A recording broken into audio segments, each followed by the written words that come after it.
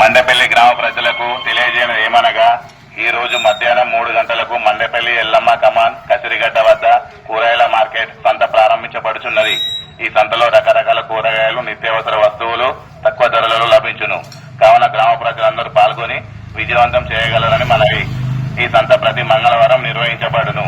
ఇట్లు గ్రామ పంచాయతీ మండపల్లి.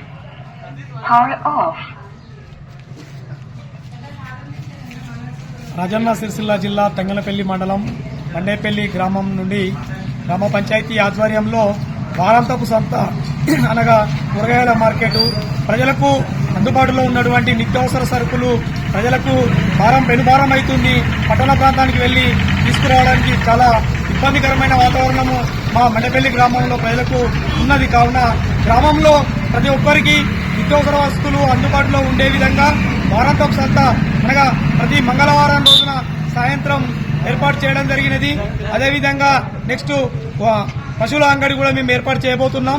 ఈ వారాంతపు సంత వల్ల ప్రజలకు నిత్యావసర వస్తువులు అందుబాటులో ఉంటాయని, కావున మండపల్లి గ్రామ ప్రజలే కాకుండా చుట్టుపక్కల ప్రాంతాలైన Rallapeta, Ankireddypalli, Venugopalpur, Gandilachapeta, Bhajanapalli, textile park, Indramma colony చుట్టుపక్కల గ్రామాలు చూసుకుంటే ఒక 10,000 జనాభా గలటువంటి ఈ యొక్క ప్రాంతం.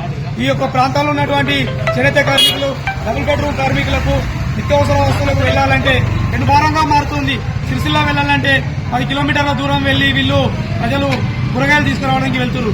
అక్కడ ఎలాంటి పరిస్థితి ఉన్నాయంటే కూరగాయలు ప్రతి అత్యధిక ధరలలో కూరగాయలు ఉంటాయి. కావున ప్రజలకు అందుబాటులో ఉండే విధంగా చౌక ధరలలో మేము మాట్లాడినాం. ప్రతిరోజు